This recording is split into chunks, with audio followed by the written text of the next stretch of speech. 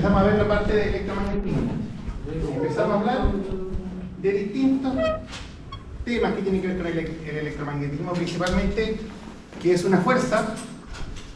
La fuerza eléctrica es una fuerza, de la misma manera como ustedes ya trabajaron otras fuerzas, como la fuerza P, normal, roce, es una fuerza. Y es una fuerza que atrae o repele objetos cargados eléctricamente. ¿Ya? Clásicamente hay distintas maneras para cargar un objeto, pero la más clásica y la más básica que descubrieron los griegos era tomar un polímero, un ámbar, un plástico y frotarlo con piel. Uno a lo mejor cuando el chico tomaba una regla de plástico se la pasaba en el pelo y después le acercaba algunos trocitos de papel y estos trocitos de papel se pegaban, se sentían atraídos por la regla. Ese fenómeno es el fenómeno electrostático. ¿Ya? Que dos objetos cargados se sienten atraídos o repelidos dependiendo del signo de sus cargas. ¿Ya? Hay otras maneras para... ¿Cómo? ¿Los pies con la alfombra? Los pies con la alfombra también. Hay otros mecanismos para cargar los objetos, no vamos a andar en ellos. Clásicamente está la conducción y la inducción. ¿Ya? Cuando un objeto cargado toca a otro objeto cargado y le transfiere carga, eso es conducción. Y la inducción es cuando un objeto cargado por acercarse a otro objeto le genera estar cargado. ¿Ya? Y bueno, y la fricción, que es la del ámbar con una tela. Ejemplo clásico, alguien lo comentó, alguien que por ejemplo con los calcetines en la alfombra, después de repente toca a alguien y le da la corriente, ya, eso es cargar por fricción, el método griego. ¿Ya? Si usted está cargando los calcetines y de repente toca la chapa de la puerta, usted toca un conductor metálico, va a descargarse y por lo tanto va a cargar la chapa por conducción. Y no sé si alguien experimentó en algún momento, cuando existían estos televisores alargados hacia atrás, que con los televisores planos ya no funcionan, que a mí me pasaba que yo tengo pelito en el brazo, entonces si yo acercaba los pelitos a la pantalla, como que no sentía que se erizaban, ¿ya? Eso, ahí mis cabellos se estaban cargando por inducción, porque la pantalla estaba cargada eléctricamente, entonces por cercanía se estaban cargando mis vellos, hasta que uno tocaba la pantalla y ahí ocurría la conducción y se descargaba, entonces el fenómeno desaparecía. ¿Ya? Esos son los mecanismos clásicos para cargar un objeto. ¿Ya? Lo que normalmente se utiliza en los sistemas eléctricos es por conducción o por inducción. ¿Ya? Difícilmente es por fricción, aunque mecanismos hay. Ya. Dos objetos cargados se van a repeler, se van a atraer. Vimos la ley de Coulomb, que es una ley de fuerza entre estos objetos que cuando están cargados. ¿Ya? Pero vimos que eso aplicaba solamente para cargas puntuales. ¿Y qué es lo que pasaba si había muchas cargas puntuales? Se iban sumando la fuerza, ¿cierto? Y de ahí después aparece un concepto nuevo que es el concepto de campo. ¿Ya? En el concepto clásico de fuerza, ya lo comenté en la clase anterior, esta carga y esta carga interactúan entre sí y entre medio no hay nada. Lo que Newton le llamaba acciones a distancia. Lo mismo en la gravedad entre la Tierra y la Luna. La Tierra atrae la Luna y entre la Tierra y la Luna no hay nada. Físicamente y materialmente no hay nada. Sin embargo, Faraday lo piensa de otra manera y dice, mira, ¿sabes qué? De esta carga hacia afuera, algo sale. O algo... Es como que uno podría decir que la carga no termina aquí. La carga continúa de alguna manera fuera de sí misma, pero de una manera que es invisible, intangible, no la podemos percibir nosotros, pero solamente se manifiesta cuando usted coloca otra carga aquí y se transforma en fuerza. De alguna manera, esta carga con esta carga se están tocando, pero mediante los campos. Entonces acá entre medio no es que no haya nada, es que hay campos. ¿Ya? Y eso cambia un poquitito la manera en cómo concebir varias cosas, como por ejemplo el vacío interestelar generalmente se consideraba, o el vacío interplanetario se consideraba vacío.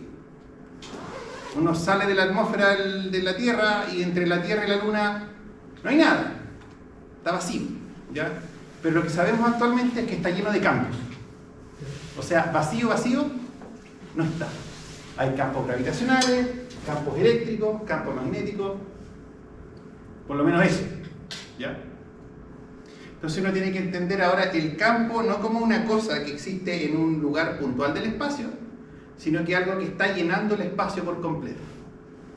o por lo menos hasta cierta zona. Los campos eléctricos, los campos gravitacionales van decayendo con la distancia. Nosotros no sabemos si es que en algún momento está lo suficientemente lejos y el campo simplemente desaparece, no hay más campo. ¿Ya? Pero por lo menos el modelo matemático que tenemos es asintóticamente a cero. Eso quiere decir que cada vez se acerca más a cero, pero nunca llega a cero. O sea, si yo tengo un objeto cargado aquí, ese objeto cargado puede estar ejerciendo una influencia electrostática en un objeto que esté al otro lado del universo, pero con una fuerza muy, muy, muy débil que probablemente sea imposible de medir para nosotros. ¿Ya? O podría ser que a lo mejor esta fuerza llegue hasta cierto lugar y de ahí después más allá no esté. Eso no lo sabemos porque no hemos llegado a medir tan lejos. ¿Ya? Pero generalmente lo que nosotros pensamos es: tenemos una carga y esta carga genera un campo que llena todo el espacio alrededor, por lo menos el espacio donde nosotros vamos a trabajar. ¿Ya? Ahora,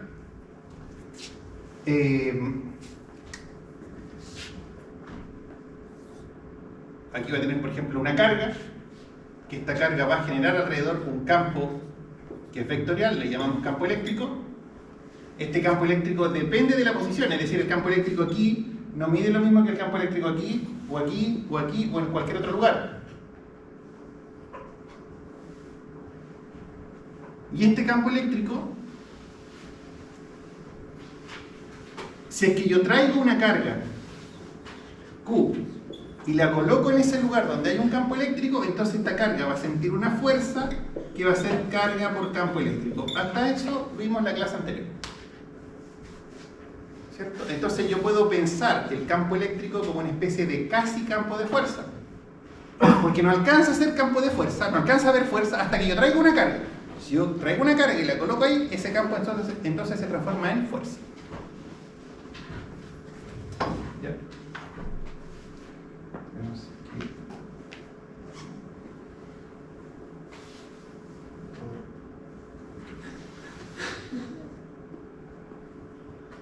Este era un ejercicio que vimos en la clase anterior.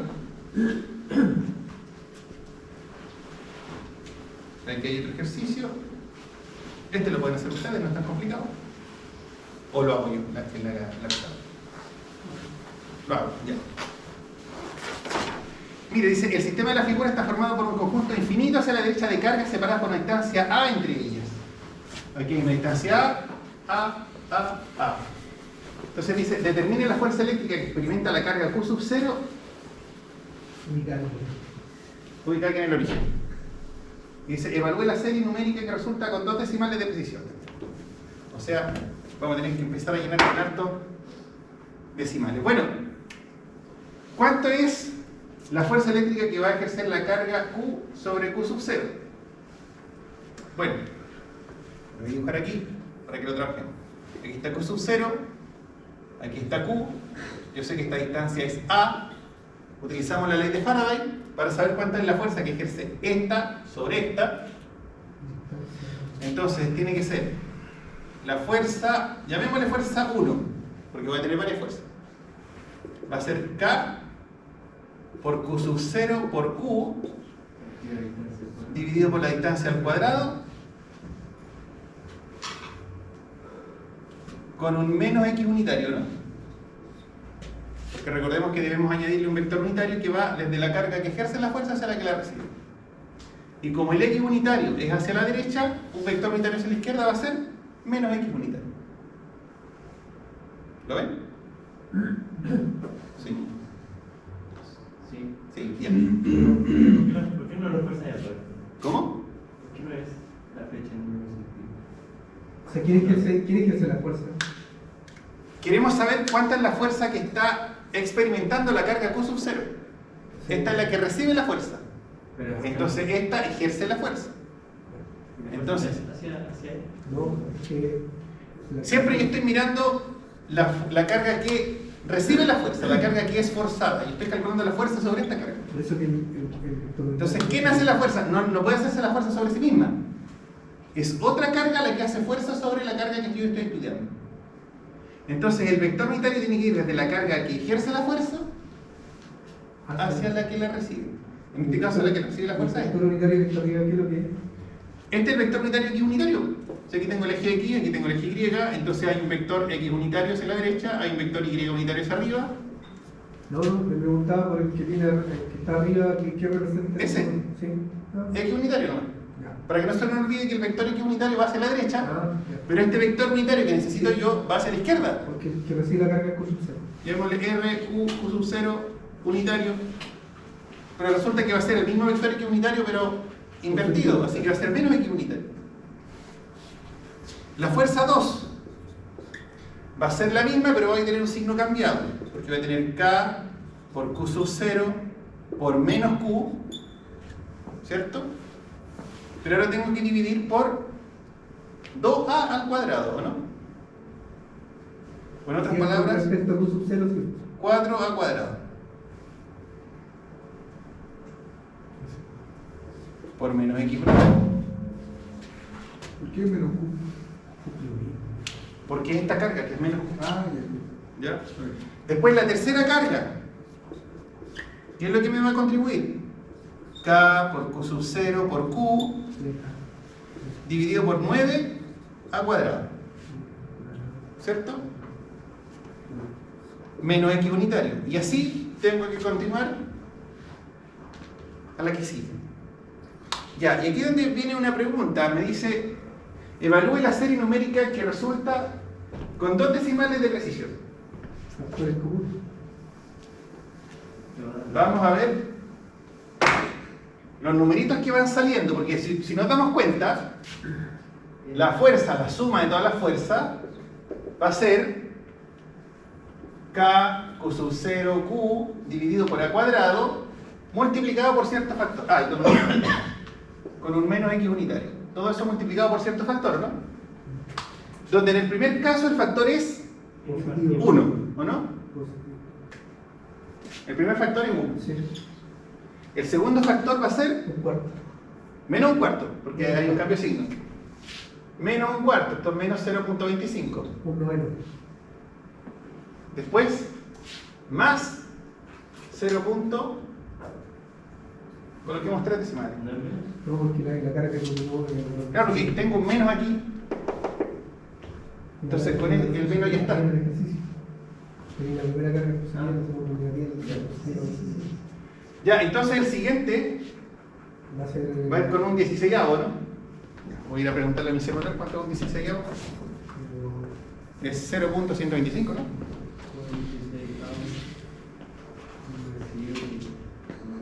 No, creo que no es. No, 125 sería así.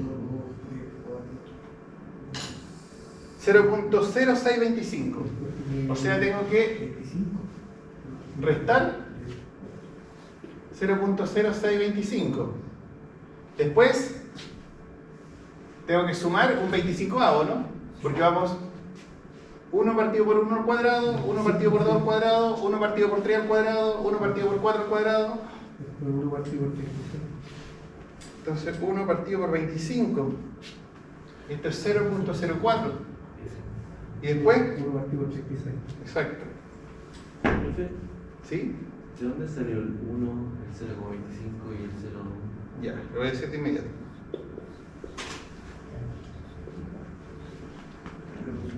Simplemente estoy factorizando esto.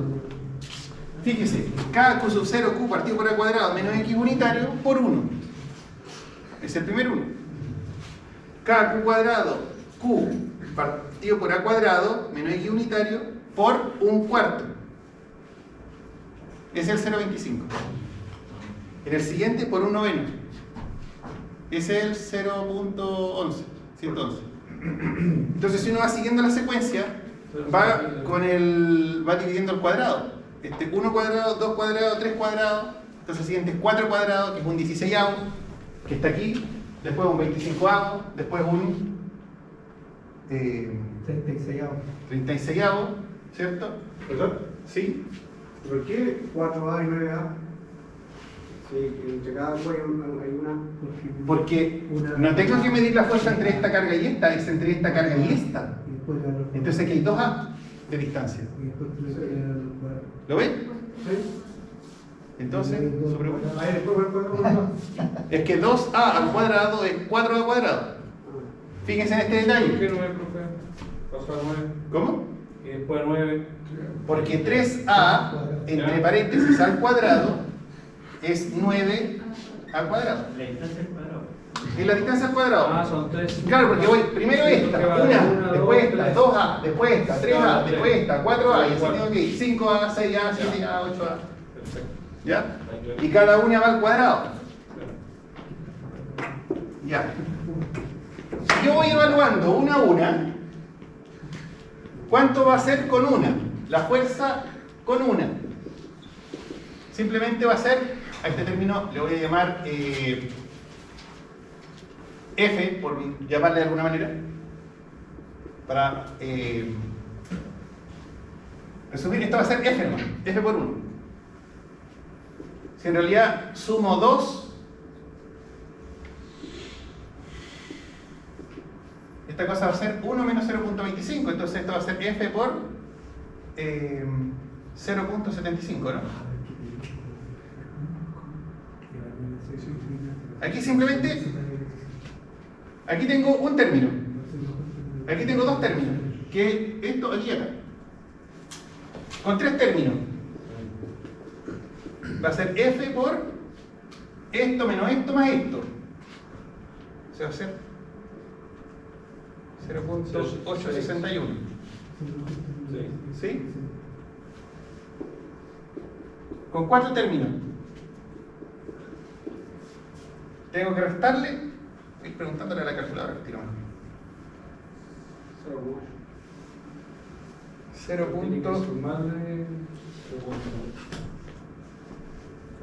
Menos 0.062.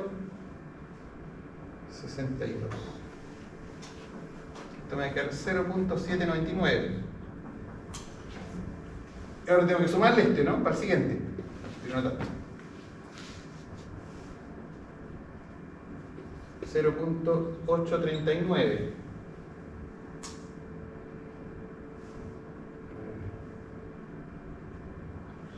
Pero hay parte del uso. Ahí va sumando las fuerzas. Primero sumamos la primera fuerza, después la sumatoria de la primera toda, la sumatoria de la primera. Cuando quiere saber el origen, ¿usted quiere saber el origen? ¿O no? En la fuerza, en la carga que está en el origen, la fuerza que está actuando sobre Q sub 0. Eso es lo que pregunta acá. Determine la fuerza eléctrica que experimenta la carga Q sub 0 ubicada en el origen, esta carga que está aquí. Y usted está calculando todos los que siguen. Claro, cada una por una. Sí. Entonces, ya, todo este término lo voy a llamar F, para no tener que anotarlo entero.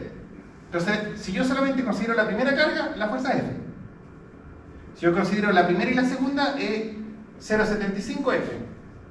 Si yo considero tres cargas, va a ser 0.861 F. Con cuatro cargas va a ser 0.799 F. Con 5 cargas va a ser este valor. Con 6 cargas va a ser este valor.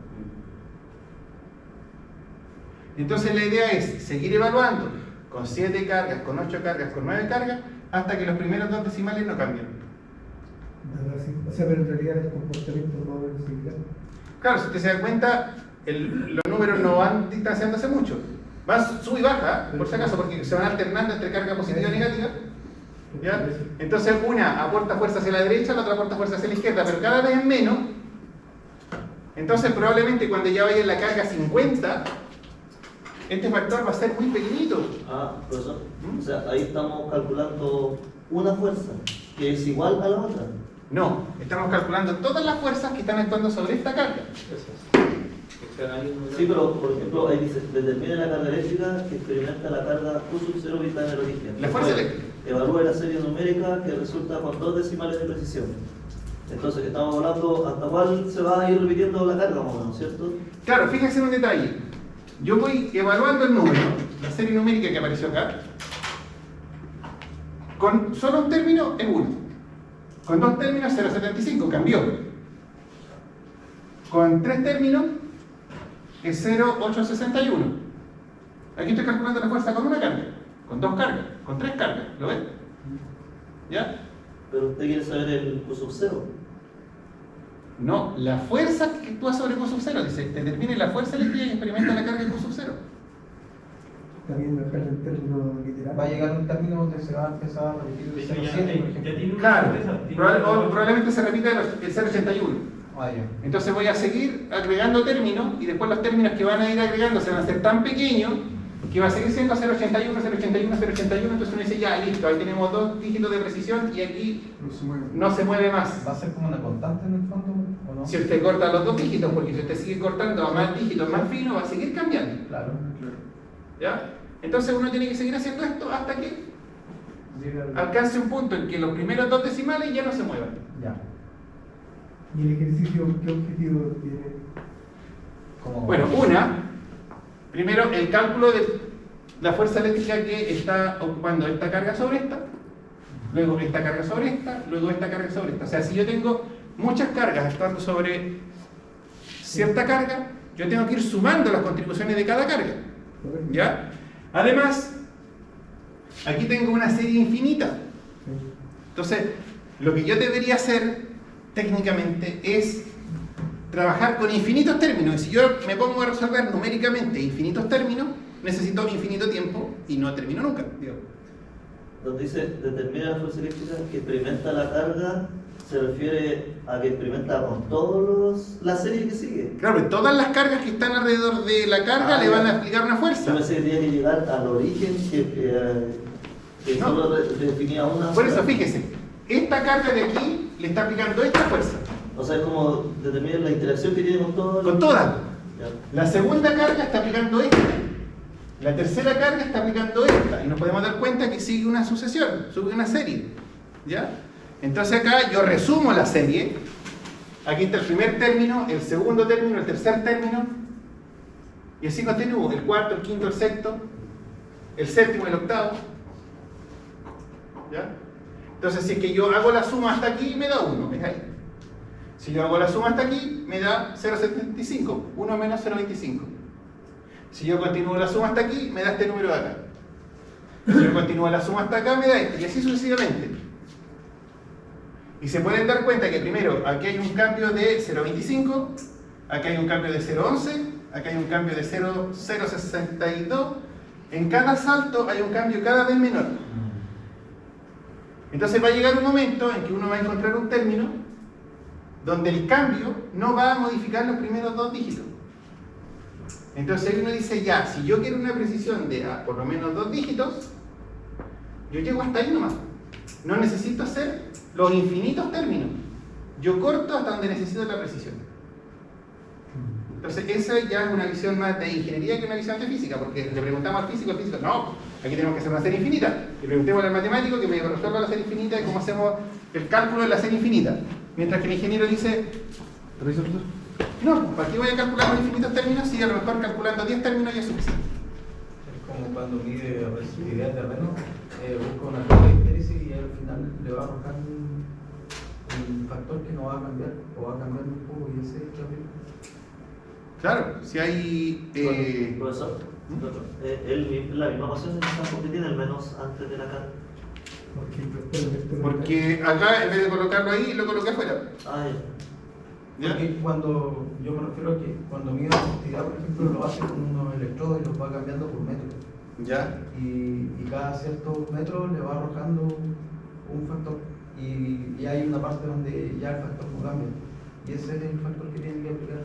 Sí, eso tiene que ver más o menos con un tema estadístico, Sí. porque usted va alargando la distancia y va midiendo la misma resistividad, Sí. pero para más material. Sí. Entonces llega cierto momento en que, por ejemplo, usted ha medido 10 metros de material, le da cierta resistividad, mide 11 metros de material, le da la misma resistividad, 12 metros de material, la misma resistividad, y uno dice, ya, esta es. Sí. Eso siempre y cuando tenga un suelo que es homogéneo. Y que sea homogéneo, Sí, ¿cierto? sí. Y que esté todo correcto. Sí. ¿Ya? Y así con muchas cosas. O sea, se toman ciertas mediciones y se empieza a aumentar el tamaño de la medición hasta que alcanza cierto valor estable y uno dice, ya, aquí es. Teóricamente, ¿cuánto tendría que medir? Infinito. Pero no tengo infinito. Tengo hasta cierto punto donde digo, mira, encontramos un valor estable, esta cosa converge hasta este punto, ahí nos quedamos. Y todo va a depender de cuánta precisión usted necesita, porque si usted necesita 2 dígitos de precisión, probablemente usted va a llegar hasta el 10º término. Pero si usted necesita 4 dígitos de precisión, probablemente va a necesitar 100 términos. Claro. ¿Ya? Lo mismo, matemáticamente hay mecanismos para calcular el valor de pi. ¿Ya? También son series. Entonces uno dice, ¿cuánta precisión necesito para pi? ¿8 dígitos? Bueno, evaluamos la serie hasta aquí. 50.000 dígitos y empezamos con el evalúo de la serie. ¿Ya? Ya, continuamos con el electromagnético. Ya. Distribuciones continuas de carga. Aquí hay un detalle también importante. Cuando uno mira un objeto, por ejemplo, este objeto tiene electrones, tiene partículas en su interior, está hecho de átomos, electrones, protones y neutrones. ¿Cuántos son? Son una cantidad enorme. De hecho, aquí nos dice de que un coulomb de carga equivale a 6.25 por 10 elevado a 18 cargas fundamentales. A veces nos cuesta dimensionar eso. ¿Cuánto es un 6,25 por 10 elevado a 18? Porque un 10 elevado a 1, uno lo entiende, es 10. Un 10 elevado a 2 es 100. Un 10 elevado a 3 es 1000. Son cosas que uno entiende. Pero un 10 elevado a 18 a veces como que queda fuera de nuestra percepción. Porque para que se hagan una idea, por ejemplo, con el dinero, si uno dice, ¿cuántos son 1000 pesos? Uno ya tiene idea de cuántos son 1000 pesos, qué es lo que alcanza a comprar con 1000 pesos, y cuánto me falta y cuánto me sobra, ¿cierto? Y 10.000 también, y 100.000 también, y 1.000.000 de pesos, y así, yo puedo dimensionar cuánto puedo comprar con 1.000.000 de pesos. Ahora, si yo le dijera 500.000 millones de pesos, así de entrada, ¿usted puede dimensionar cuánto puede comprar con 500.000 millones de pesos?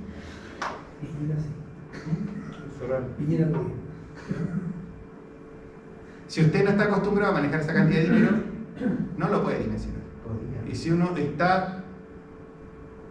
no está acostumbrado a manejar cifras como 10 elevado a 18, también cuesta dimensionar cuánta cantidad de partículas son eso.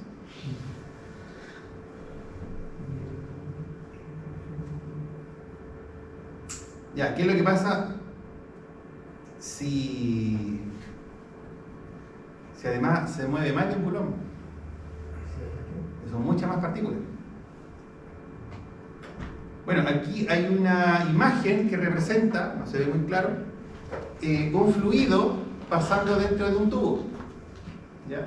Para representar que las cargas se van a mover dentro de ciertos conductores como si fuesen un fluido. Por eso este movimiento de carga dentro de un fluido se suele llamar corriente, en una asociación con el concepto de la corriente de un río o de un canal. Porque tiempo atrás se consideraba que la electricidad era una especie de fluido que se movía dentro de los conductores. Ahora sabemos que no es un fluido, son partículas. Pero la idea quedó, así que se llama corriente. Ya. En el cobre hay alrededor de 8.43 por 10 elevado a 28 moléculas por metro cúbico. Otra vez un gigantesco, 10 elevado a 28. Un 1,28 es 0. ¿Y eso que vendría siendo el 8,43 por 10 elevado a 28 es su... La cantidad de moléculas de cobre que hay en un metro cúbico de cobre. Si usted tomara un metro cúbico de cobre y pudiese contar cuántos átomos hay ahí, le va a dar ese número. ¿Cuántos átomos de cobre?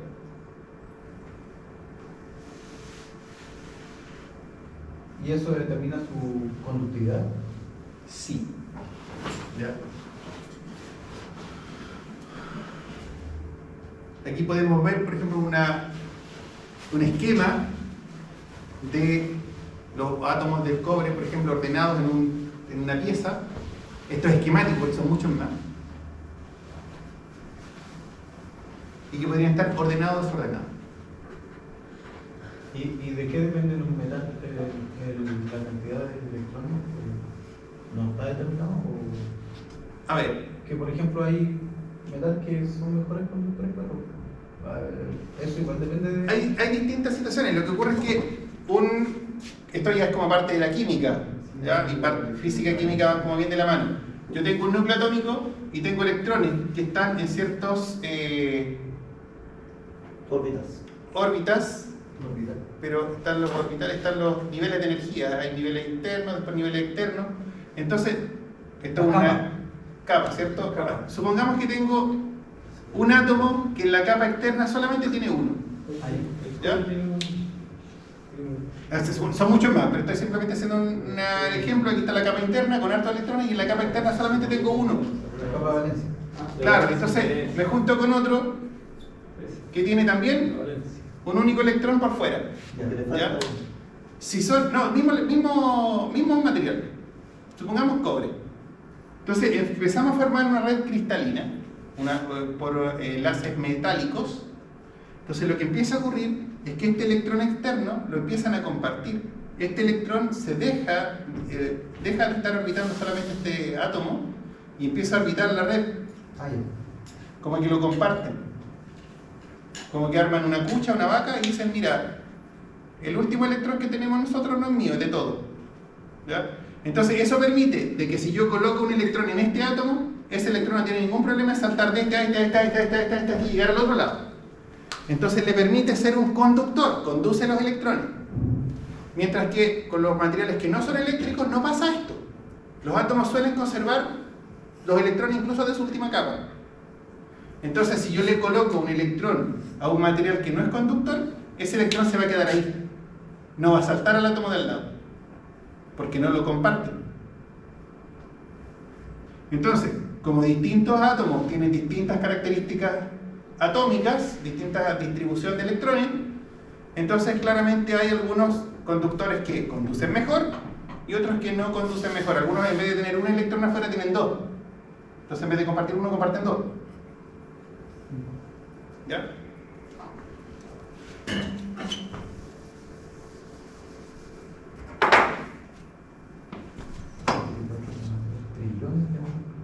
Ya. Entonces aquí hay un detalle. Siendo tan grande el número de partículas, por ejemplo, si yo tengo una caja con puros electrones, tengo tantas partículas cargadas ahí que resolver esa suma de ahí arriba es tremenda. Por ejemplo, en 1 milímetro, 10 elevado a 19 moléculas, es decir, esta sumatoria para 1 milímetro de cobre cargado son, ¿cuánto? 19 términos en esta suma. ¿Por qué le va al cubo? Porque teníamos dos fórmulas, ¿se acuerdan, no? De la clase anterior. Aquí, claro, aquí había uno con vector unitario y otro que no. Entonces, para calcular el campo eléctrico, tendríamos que hacer una suma de muchos términos.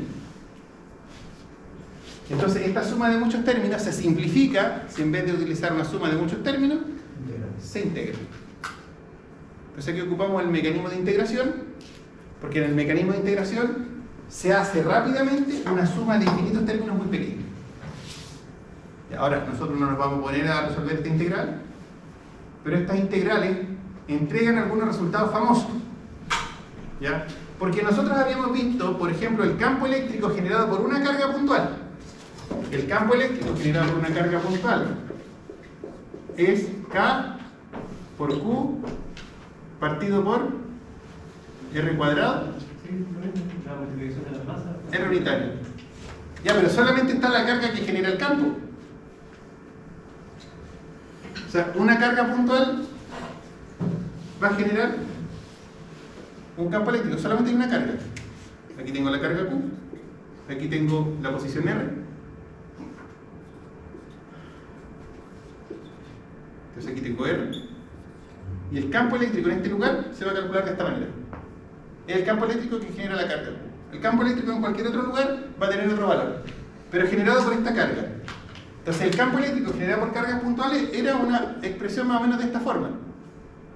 Sin embargo, al integrar cargas puntuales en ciertas distribuciones, aparecen ciertos resultados que son conocidos, como lo que vamos a ver ahora en la exposición.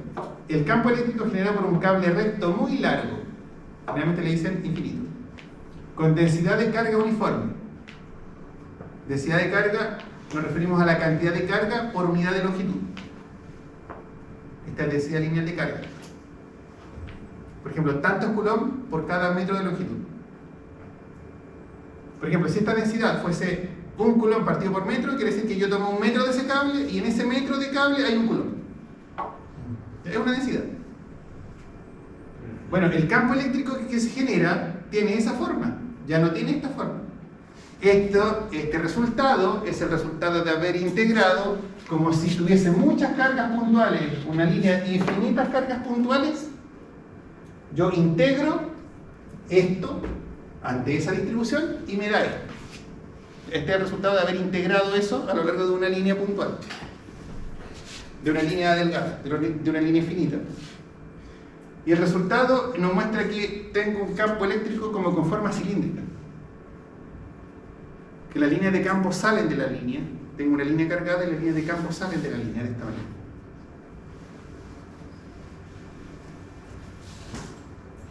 ¿Ya? Y además, este ρ es la distancia perpendicular a la línea. ¿En qué se diferencia de R? Porque este R es la distancia a un punto. Y este ρ es la distancia perpendicular a la línea. Y va a depender de la distancia a la que encuentre de la línea. Pero no de la distancia al cuadrado, solamente de la distancia ρ. No va a decaer con el cuadrado, va a decaer linealmente. En el caso de una carga puntual, si yo duplico la distancia, el campo eléctrico va a ser 4 veces más chico porque es inversamente proporcional al cuadrado. En este caso, si yo duplico la distancia, el campo eléctrico va a disminuir a la mitad.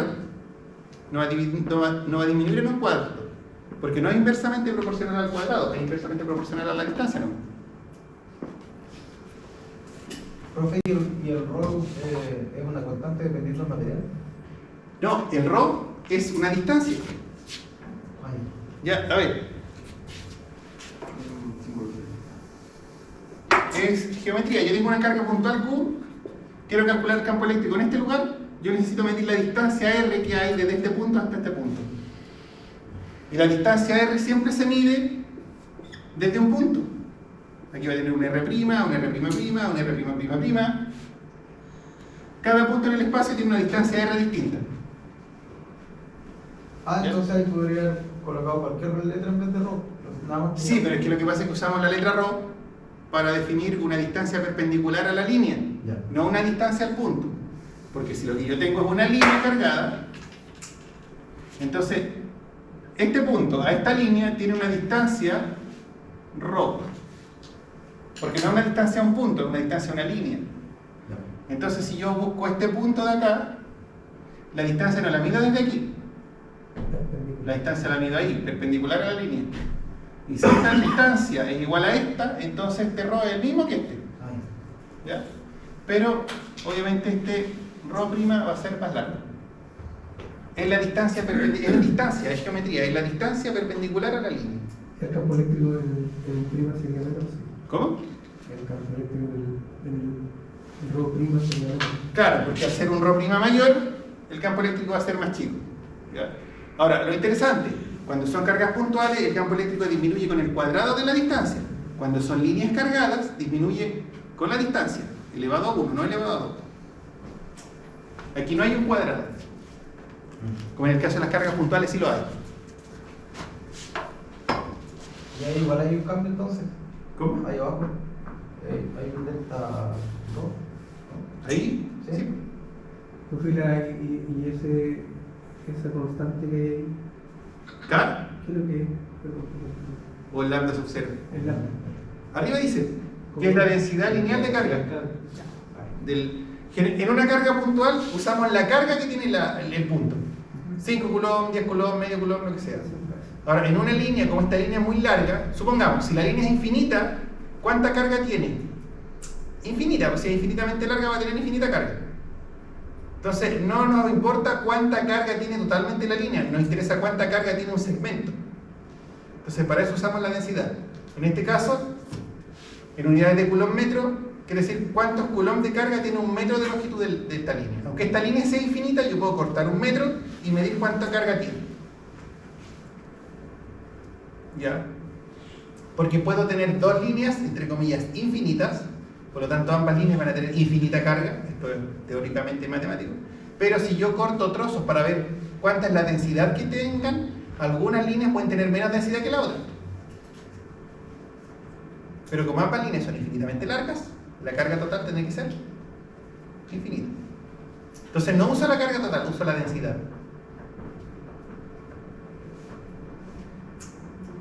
¿Ya?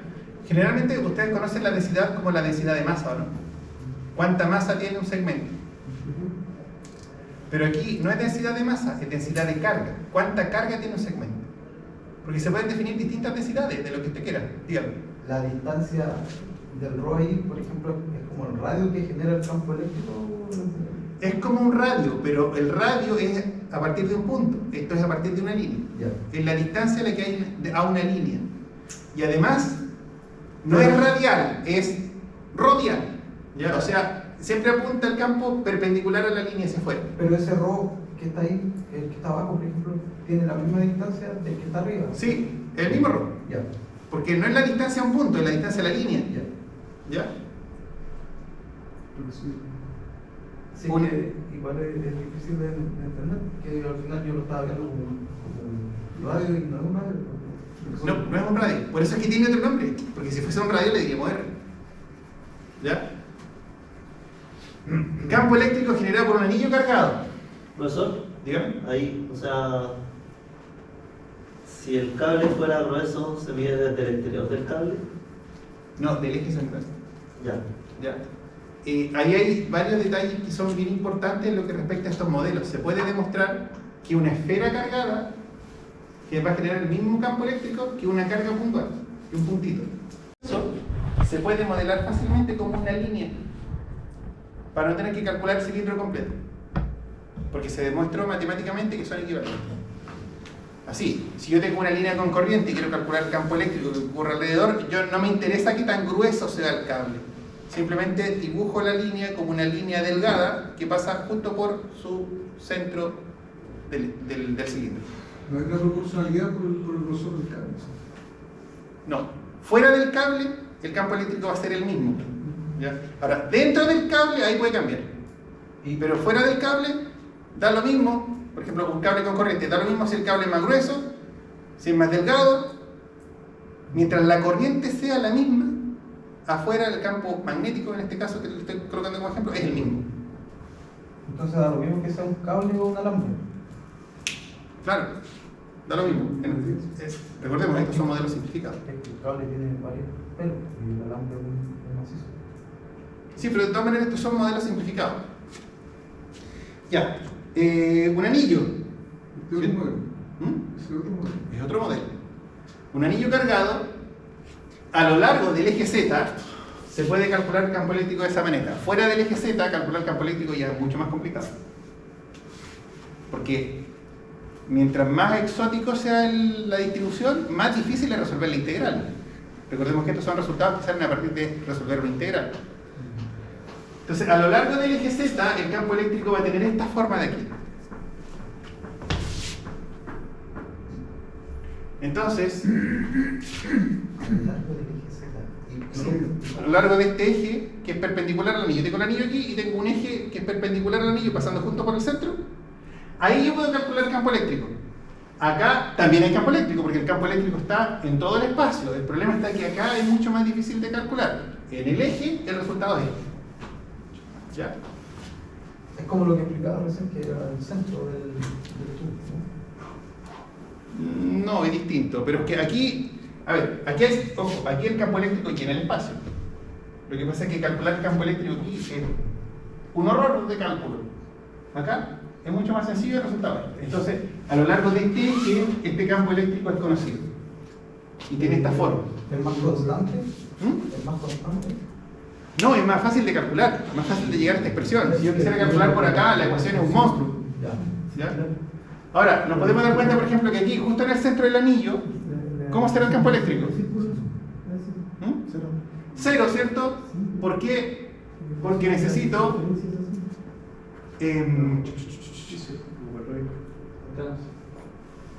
El rock. Z. Y si Z es 0, está multiplicando cualquier cosa multiplicada por 0, 0. Claro. Y un cero arriba en Claro, un 0 multiplicando siempre va a ser 0. ¿Ya? Pero acá abajo no se me va a hacer 0. Porque si yo dividiera por 0, esta cosa explota. Pero no se me puede hacer 0 porque tengo el radio del anillo A. Y el 2pi es porque es un anillo. El 2pi generalmente viene por el tema de la integración. A la hora de resolver integrales con geometrías circulares empieza a aparecer pi.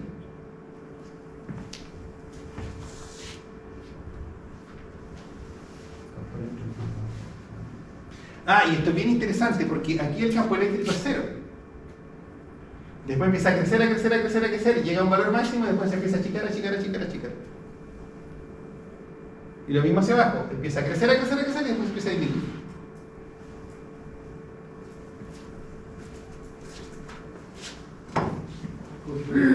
Profe, ¿es más o menos ahí o similar a eso lo que es el principio de funcionamiento del transformador?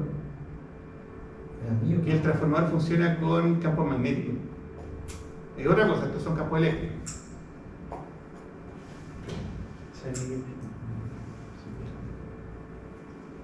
Lo último que dice ahí abajo es lo que ya le había comentado. Fuera del eje Z es mucho más difícil calcularlo, el campo eléctrico, y no lo vamos a hacer en este curso, porque ni siquiera calculamos el del eje, simplemente mostramos el resultado.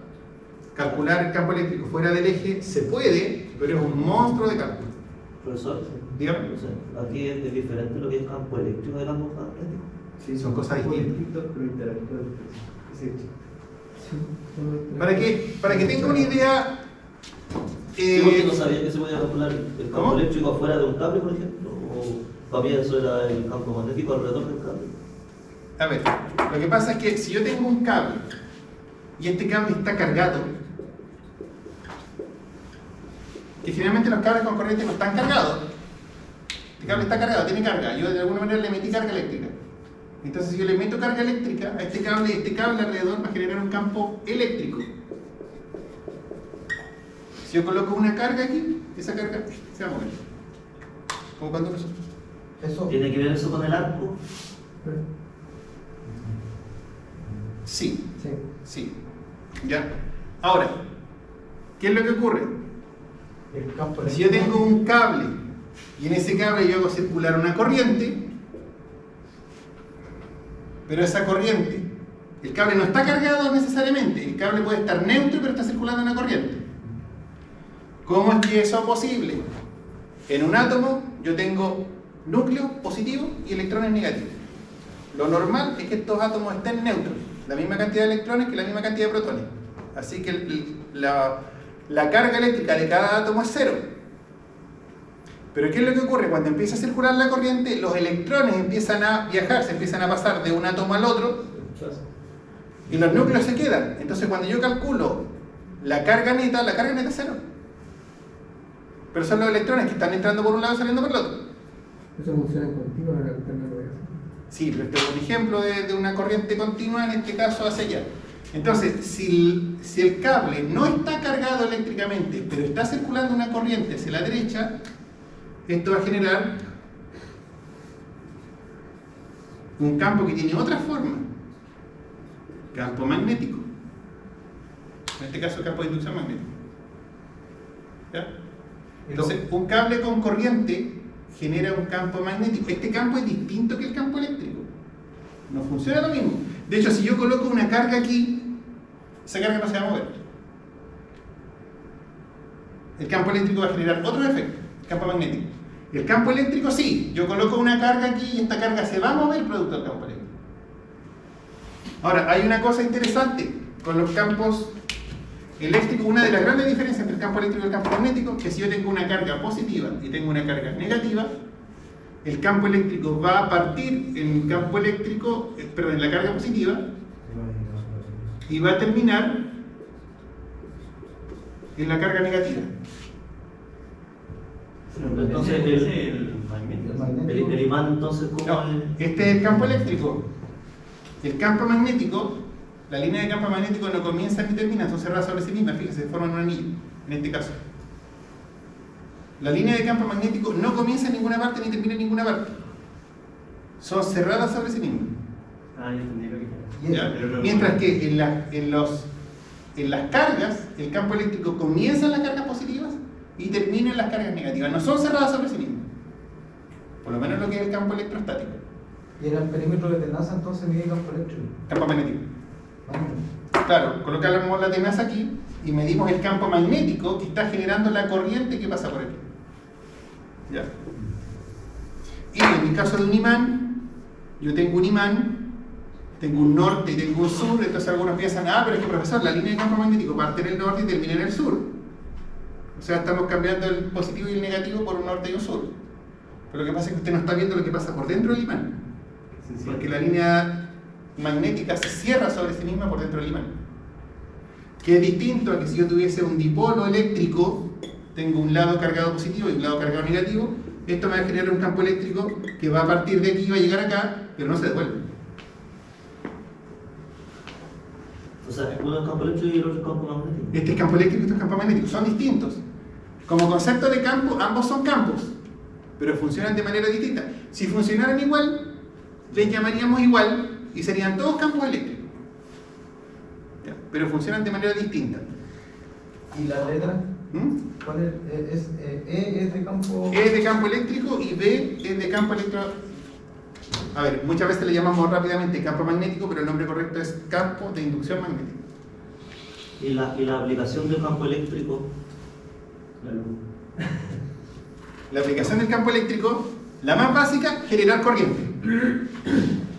¿Por qué? Si yo tengo un conductor aquí hay cargas, le voy a llamar Q a todas las carguitas libres que andan dentro del conductor. Esta carga no tiene ninguna razón para moverse.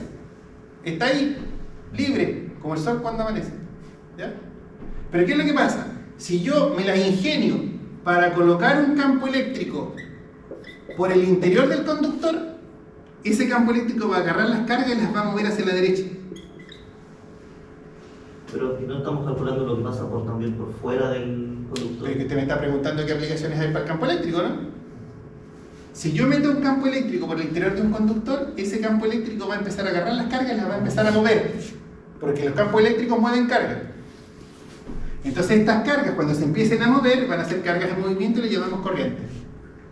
Y una vez que estas cargas se estén moviendo, además va a generar un campo magnético por fuera del conductor. Entonces, si usted quiere que su celular funcione, que los circuitos de su celular funcionen, tienen que haber campos eléctricos por el interior de los conductores de su celular. Si no hay campos eléctricos por el interior de los conductores de su celular no va a funcionar, ningún electrón se va a mover. Entonces, esa es una de las primeras aplicaciones que podemos pensar en qué aplicación tiene los campos eléctricos. Bueno, yo necesito aplicar un campo eléctrico dentro de un conductor para que haya una corriente. Y las corrientes son las que mueven todas las cuestiones eléctricas que tenemos. ¿Ya? O el arco eléctrico, que estaban comentando por ahí. Usted va a soldar, tiene un trozo de metal, tiene la varilla. Entonces usted lo que está haciendo es generar un tremendo campo eléctrico acá. Aquí el dibujo es chiquitito, pero es un campo eléctrico muy intenso. Un campo eléctrico tan intenso que es capaz de arrancar los electrones de un lado y mandarlos directamente para el otro lado por el aire. Y ese proceso de arrancar los electrones y pasarlos para el otro lado por el aire es lo que genera el arco eléctrico. Ionización del aire. ¿Mm? Claro, se genera la chispa, se genera el arco, esto se ioniza, se calienta enormemente y usted puede soldar al arco. Pero para eso tiene que haber una distancia acá, porque si usted toca, la corriente va a pasar directamente y no se va a formar el arco. Por eso es que hay todo un mecanismo para que... Ahí hay toda una técnica para soldar. ¿Cómo? El traspaso de energía. Ese destello, ¿qué es lo que ocurre? Cuando en rápido, El destello del campo eléctrico. aquí tengo una pieza metálica, aquí tengo la otra pieza metálica. Los electrones van a empezar a saltar por el aire. Saltan por el aire, sí. ¿Ya? Y saltan con mucha velocidad, con mucha energía. Entonces, y aquí no hay vacío. Si esto fuese un vacío, no veríamos nada. Veríamos los electrones saltando. Así, si fuesen demasiados electrones, nosotros veríamos como una línea media celeste. ¿Ya? Pero como hay aire, estos electrones chocan con las partículas del aire y las energizan porque vienen con mucha energía. Entonces, en esta zona se forma un plasma. Se calienta tanto el aire que se ioniza, pasa al cuarto estado de la materia, que no es el gas, es el plasma, ¿ya? Entonces un gas muy caliente, ionizado. Entonces, como está tan caliente, emite luz. ¿Ya? Entonces, y ese es el famoso arco eléctrico. ¿Ya? Y además está tan caliente, además que se producen reacciones químicas en el aire. Reacciones químicas que normalmente no se podrían producir. Es un cortocircuito controlado. Cortocircuito es otra cosa, pero esto en el fondo es un arco eléctrico. Usted está haciendo pasar electrones de luz. Está usando el aire como cable. Está permitiendo que los electrones, en vez de pasen por donde normalmente no deberían pasar, porque el aire es aislante, pero usted está usando un campo eléctrico tan fuerte que está haciendo que los electrones crucen igual. ¿Ya? Es como si yo tuviera un ariete aquí en la puerta. La puerta está cerrada, yo no puedo cruzar la puerta. Hay una barrera que me impide cruzar la puerta. El aire también es una barrera que impide que los electrones crucen. Pero si yo tengo un ariete, paso con puerta y todo para el otro lado. Bueno, cuando usted está soldando, usted está generando el arco, está haciendo eso, está haciendo un campo eléctrico tan fuerte, le está entregando tal fuerza a los electrones que van a cruzar esa barrera igual, van a cruzar el aire igual. Porque el campo eléctrico es muy intenso. Ahí hay otra aplicación del campo eléctrico. ¿Ya? Ahora, generalmente esto no lo tratamos a nivel de ingeniería como campo eléctrico. Esas cosas las dimensionamos de otra manera, como voltaje. Entonces, claro, le damos mucho voltaje para que se genere el arco eléctrico, pero en realidad dar mucho voltaje o dar mucha potencial electrostático implica que usted está haciendo crecer los campos eléctricos. ¿Ya? Claro. Y ahora aquí, ¿por qué lo estamos viendo como de manera perpendicular a una línea? ¿Eso de ahí? Claro, o sea, como lo vimos, por ejemplo, que se mide el... ¿Cómo era el rho? Esto de acá, lo que pasa es que El rodio. simplemente es el cálculo del campo eléctrico. Si yo tengo esa línea y la tuviese cargada, De hecho, se generaría un campo eléctrico que tenga esta forma. Simplemente es el cálculo. Es que ahí al menos me confundí yo, o me confundo todavía, porque usted dice pasar un campo eléctrico por dentro de un conductor. Yo me imagino que ese. No. Yo no estoy pasando el campo eléctrico por el conductor. Este conductor lo tengo lleno de cargas. Entonces, como este conductor lo tengo lleno de cargas, estas cargas están estáticas, están ahí, no se mueven. Pero como lo tengo lleno de cargas, como lo tengo cargado, ¿ya? Entonces, como esta línea está cargada con cargas eléctricas, genera un campo eléctrico alrededor. pero un campo eléctrico está. Es un campo eléctrico estático, el campo eléctrico no se está moviendo, las cargas no se están moviendo. Pero le coloco un Cuando voltaje. frotamos ¿cómo se llama? La regla plástica, Claro, ahí está cargado. usted carga la regla. Entonces ahí quedan todos los electrones puestos. Y eso genera Claro. un campo eléctrico Si lo acercas alrededor. a tus pelos, te queda la perpendicular a la regla. Claro, no sé si entiende Ahí porque le logro explicar. ¿Lo entendí? Yo no estoy pasando un campo eléctrico por dentro de este cable, eso no estoy haciendo eso. ¿Qué Yo cargué el cable. Hace la prueba, pues, sácate los No hay pelos y voltaje. ahí vaya a ver las líneas. Por eso- te va a poner ahí perpendicular a la regla. Es un cable cargado, ¿no? Cuando colocan el polo norte y el polo sur y hacen girar una espiral, generan que se genere un Ya, pero ese es otro fenómeno, eso es campo eléctrico generado por inducción. Ponte línea de fuerza. Entonces, como una carga. Ya, este resultado es interesante. De carga, por favor. Si yo cargo una placa muy grande, nos podemos dar cuenta que el campo eléctrico por encima de la placa va a tener este valor, pero no depende de la posición. Eso quiere decir de que un poco más arriba o un poco más abajo el campo eléctrico va a ser el mismo. Un poco hacia la derecha, un poco hacia la izquierda, el campo eléctrico va a ser el mismo. Un poco hacia adelante, un poco hacia atrás, el campo eléctrico va a ser el mismo. Cuando la placa es muy grande y está cargada. El único cambio es que si yo cruzo la placa hacia el otro lado, va a cambiar la dirección, va a cambiar el sentido del campo eléctrico. Algo así. Pero esto es interesante porque placas cargadas muy grandes generan campos eléctricos homogéneos. Eso quiere decir que en distintos lugares del espacio miden exactamente lo mismo y apuntan exactamente para donde mismo. La única discontinuidad es el mismo plano. Si yo me cruzo del plano para el otro lado, cambia bruscamente el sentido del campo eléctrico. Este sería un plano cargado positivamente. Lo que se menciona ahí, cerca de la placa, el campo es uniforme, perpendicular a la placa, y apunta en dirección contraria al otro lado de la placa. Y aquí hay una cosa interesante, el capacitor de placas paralelas. Un capacitor de placas paralelas es un dispositivo sencillísimo. Una placa metálica, otra placa metálica. Listo. ¿Ya? Qué fome, una placa sobre otra placa. Bueno, veamos las implicancias que tiene. Supongamos que una placa yo la cargo positiva, la de acá abajo. De alguna manera me la ingenio para que esta placa tenga muchas cargas positivas, en el fondo que le falten electrones. Mientras que esta placa de acá la voy a cargar negativa, es decir, le van a sobrar electrones. Probablemente los mismos electrones que yo saqué de abajo los puse arriba. Entonces, ¿qué es lo que va a pasar? Esta placa de abajo, que es positiva, va a generar un campo eléctrico hacia abajo, bajo ella, y hacia arriba sobre ella. Pero la otra placa, la que es negativa, va a ser todo lo contrario, pero hay un desfase en la posición. Entonces, cuando yo sume los campos eléctricos, me voy a dar cuenta que este campo eléctrico con este campo eléctrico se van a cancelar. Porque tengo estos vectores y cuando se sumen, se van a hacer cero. Abajo de este par de placas va a pasar exactamente lo mismo. Cuando yo sume, ¡pum!, se va a hacer cero. Y entre medio, se van a sumar. O sea, en otras palabras, entre medio de las placas va a ocurrir eso. Solamente va a haber campo eléctrico entre las placas y fuera de las placas no. ¿Y de positivo o negativo?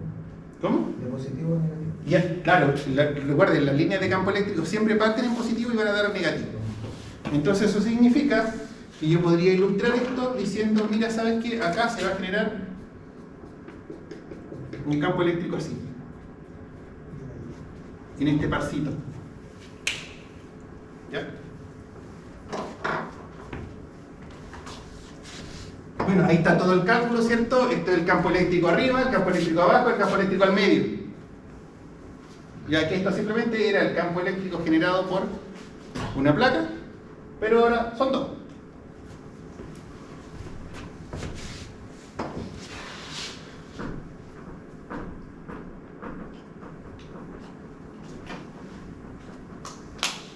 Eso, si no me equivoco, estaba en los tubos que tenían televisores, ¿no? ¿Es eso? No, mire, En un triodo, ¿no? esto es como lo más conocido que hay con los diodos, mire, o sea, perdón, los capacitores.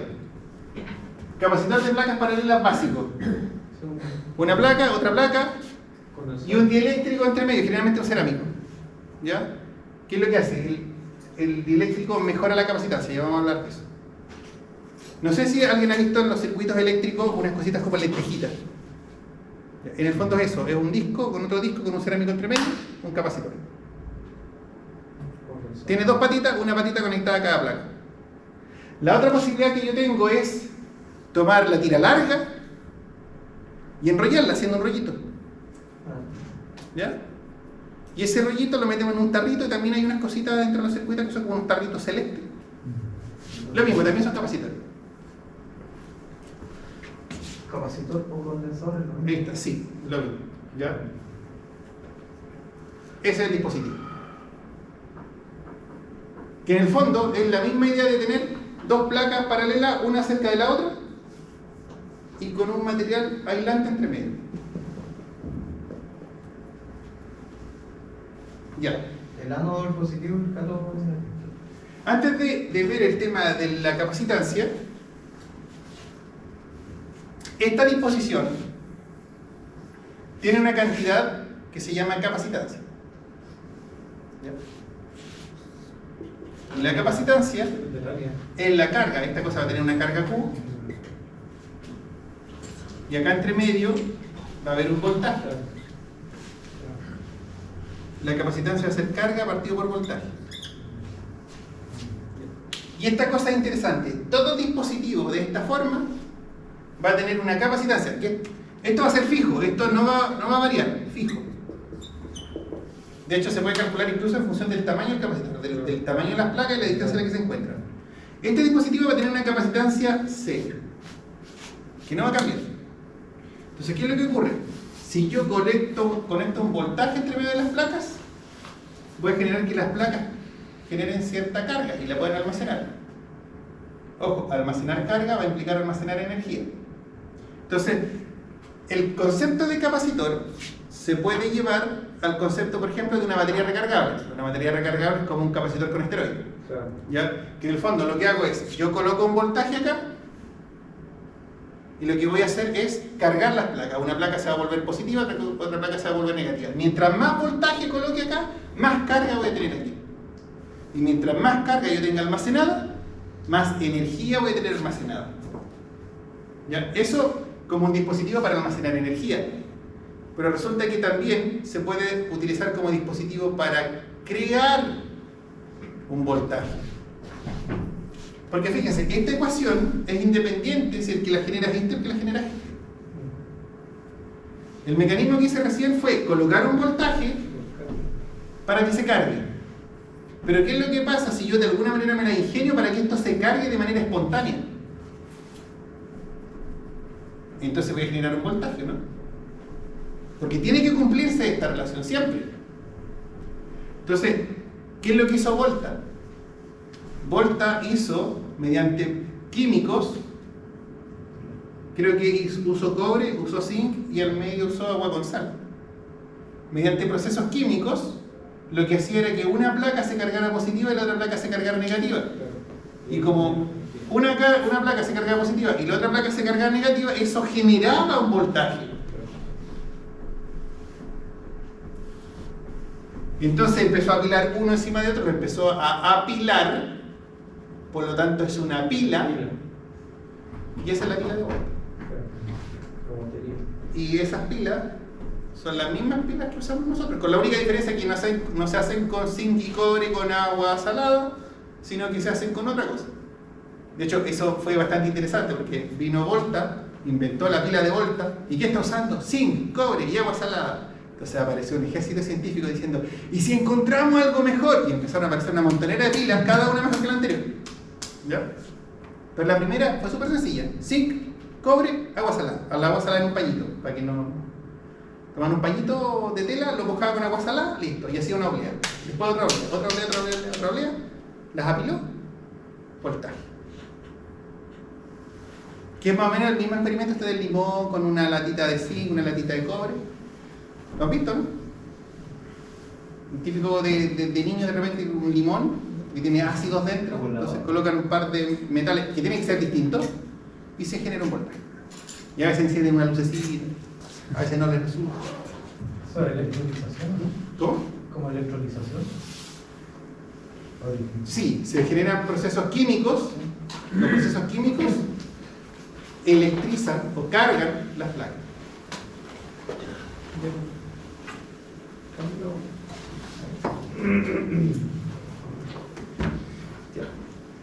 Ya habíamos visto que los campos eléctricos generan fuerzas, ¿cierto?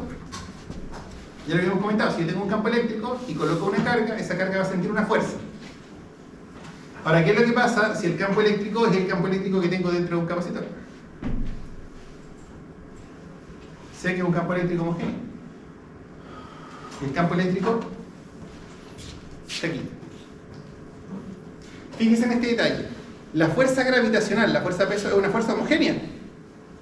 Aquí es la misma que aquí, la misma que aquí, la misma que acá. ¿Cierto? En cualquier lugar del espacio, aquí en esta zona, la fuerza peso es la misma para el mismo objeto.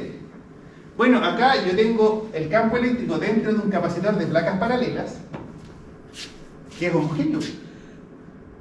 Por lo tanto, si yo coloco una carga aquí, esa carga va a sentir la misma fuerza aquí, aquí, aquí, aquí, aquí o acá. Lo que es interesante, porque si yo lanzo este objeto en este campo gravitacional homogéneo, la trayectoria es una parábola. Bueno, si yo lanzo un electrón por aquí, o una carga, la trayectoria va a tener que ser una parábola también. Va a sentir una fuerza constante, en este caso hacia arriba, y va a hacer que se mueva hacia arriba. Y la fuerza, ¿cómo se calcula?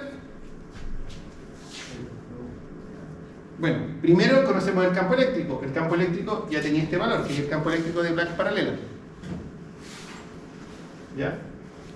Por si acaso, recuerden, este simbolito es la densidad de carga por unidad de área del capacitor.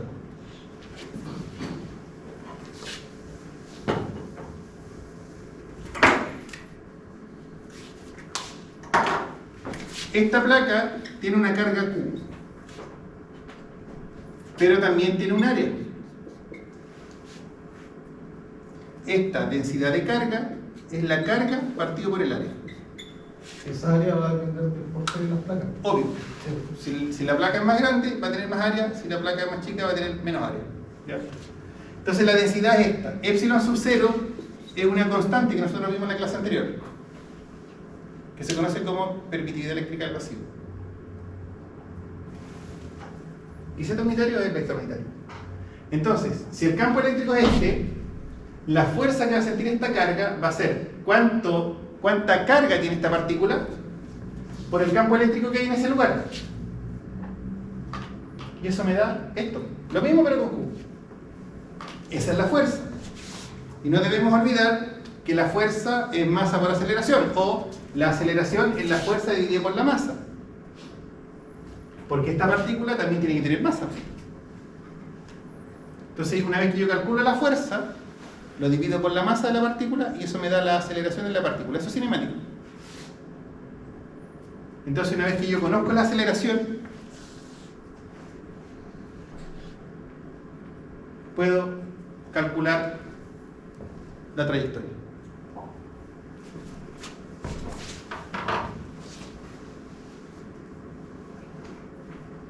¿Cómo es que se llama ese?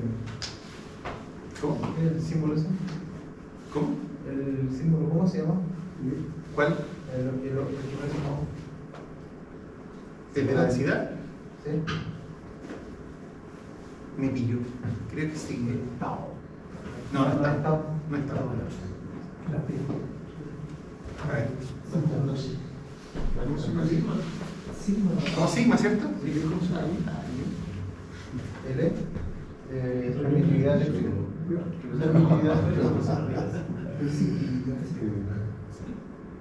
Es una constante.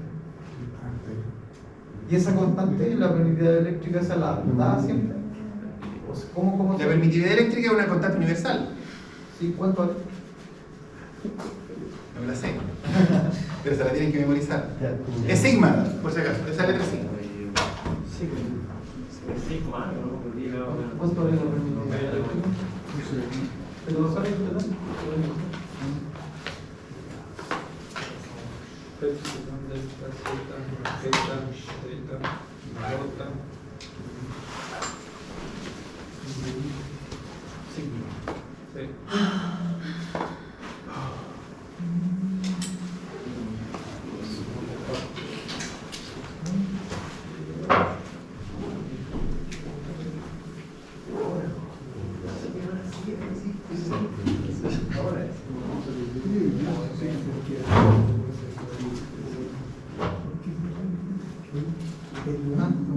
Oh, está bien. Listo, ya. Ejercicio. Aquí tengo dos. ¿Es permitividad dialéctrica? ¿No? Permitividad eléctrica del vacío. Bueno, así sigma por solo es la permitividad eléctrica del medio que hay acá entre medio. ¿Ya? Pero generalmente no hay nada, entonces se utiliza la permitividad eléctrica del vacío. Ya, me dice, ejercicio propuesto, se quiere estudiar el movimiento de un electrón que entra con una rapidez v sub 0 paralelamente a dos placas con carga sigma sub 0 y menos sigma sub 0 y a mitad de distancia entre ellas, o sea, entra justo por el centro. Si la separación entre las placas es 2A, el largo de la placa es L, ¿Con qué rapidez tiene que entrar el electrón para que salga justo con el bordecito?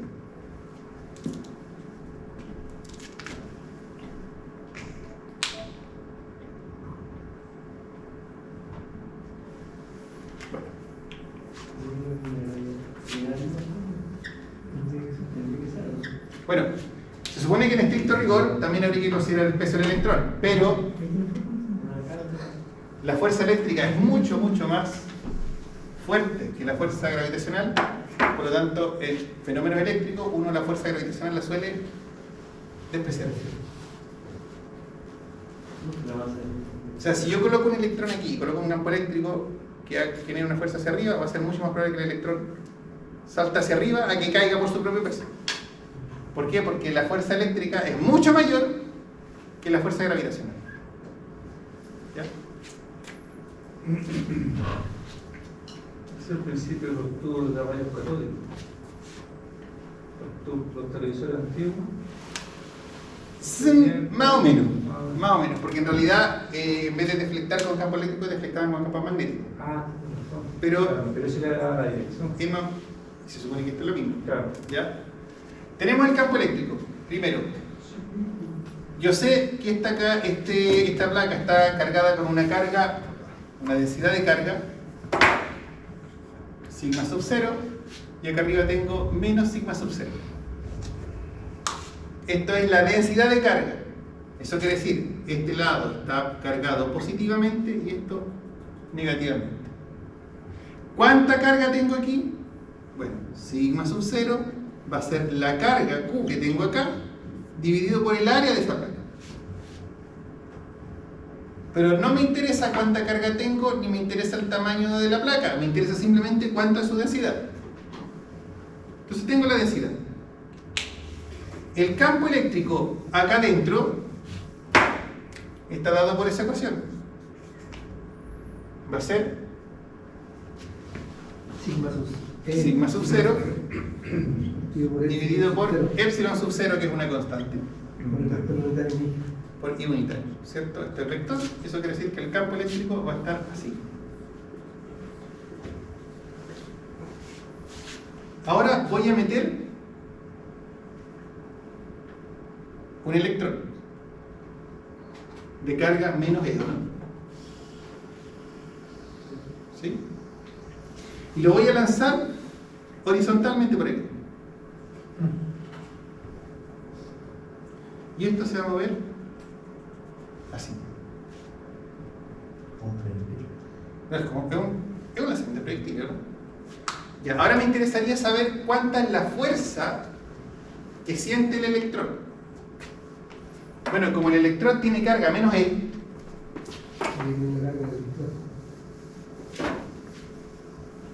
y el electrón también va a tener masa, ¿o no? La masa M. Entonces me va a quedar lo siguiente. La fuerza que va a sentir el electrón va a ser igual a menos E por el campo eléctrico que tiene ello, ¿no? Que va a ser sigma sub 0 dividido por epsilon sub 0 y unitario. Fíjense, el campo eléctrico era hacia arriba, pero esta fuerza va a ser hacia abajo. ¿Por qué? Porque el electrón es negativo. Va a querer irse al lado positivo. Claro, como quiere irse al lado positivo. Si el electrón fuese positivo, o en otras palabras, si esto fuese un positrón, sería positivo e intentaría seguir la dirección del campo eléctrico. Cualquier carga positiva va a intentar seguir la dirección del campo eléctrico. Pero por otro lado, si la carga es negativa, va a tratar de irse en contra. Ahora, yo sé que la aceleración es igual a el inverso de la masa por la suma de todas las fuerzas, ¿o no? Y la única fuerza que yo voy a estar ocupando acá es la fuerza eléctrica. O sea, la aceleración del electrón va a tener que ser menos E partido por M, sigma sub 0 partido por epsilon sub 0 y unitario, ¿no?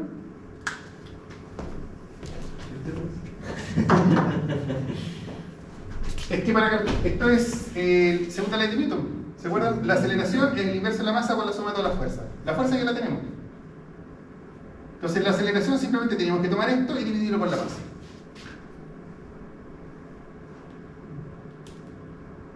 ¿Sí?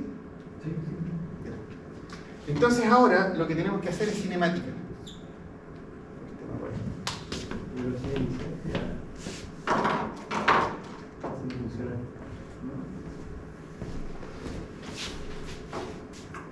¿Puedo borrar ahí?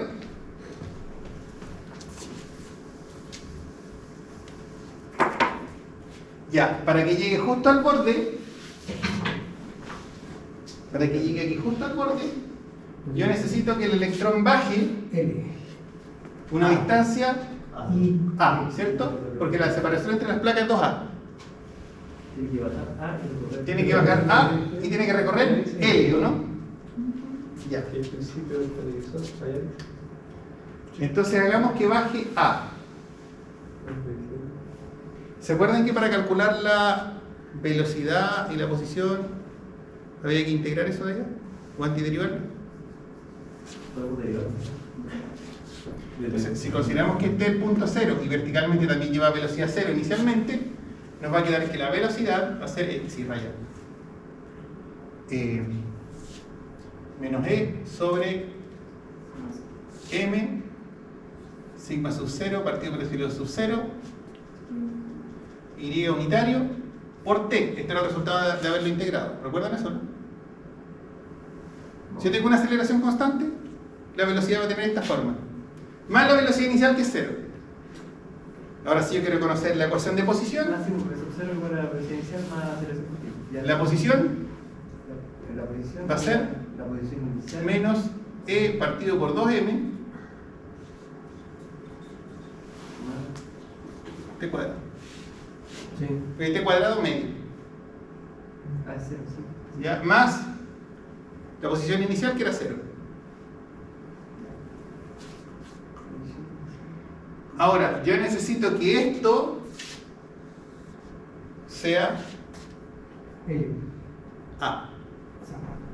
No está de aceleración, está minúscula, la voy a anotar de esa manera. Entonces, menos A. Esta otra mejor. Pero eso en el eje de... Esto es energía Y. Esto es todo en Y. Menos lo voy a anotar así. Tiene que ser igual menos E partido por 2M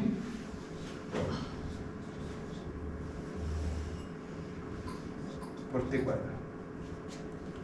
Eso significa que el tiempo T tiene que ser raíz cuadrada de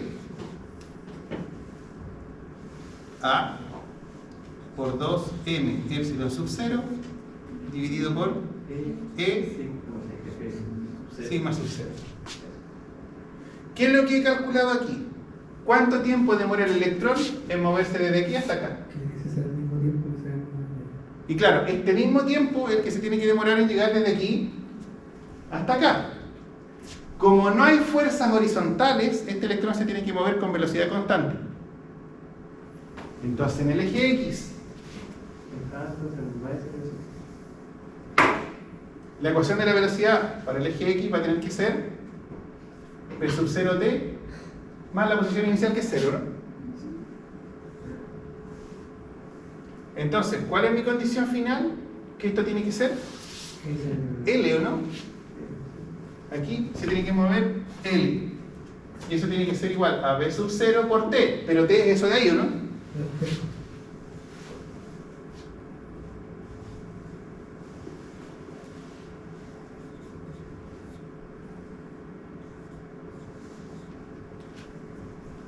Por lo tanto, la velocidad inicial del electrón, o la rapidez inicial del electrón, va a tener que ser L por este término. ¿No es dividido? ¿L es dividido? Sí, pero lo acaba de dividir. No, que invirtió la. Cuando se invierte la Pero igual velocidad, está. vamos a dividir. Entonces, listo. Ahí tenemos la velocidad inicial con que tiene que entrar el electrón para que salga justito. Por aquí. ¿Y por qué pudimos calcular esto de esta manera, integrando? Porque al ser un campo eléctrico homogéneo, no importa dónde esté, el campo eléctrico va a ser el mismo. Por lo tanto, la fuerza eléctrica va a ser la misma. Y por lo tanto, la aceleración va a ser la misma. por lo tanto va a ser un movimiento con aceleración constante. Entonces aplicamos cinemática de aceleración constante. Ya, este es el resultado de este ejercicio. Ah, sí. Yo lo pensé cuando lo vi. Perdóname, Dios. Aceptaba. Profe, respecto a las evaluaciones, reconsideró que el próximo fin de semana no tenemos que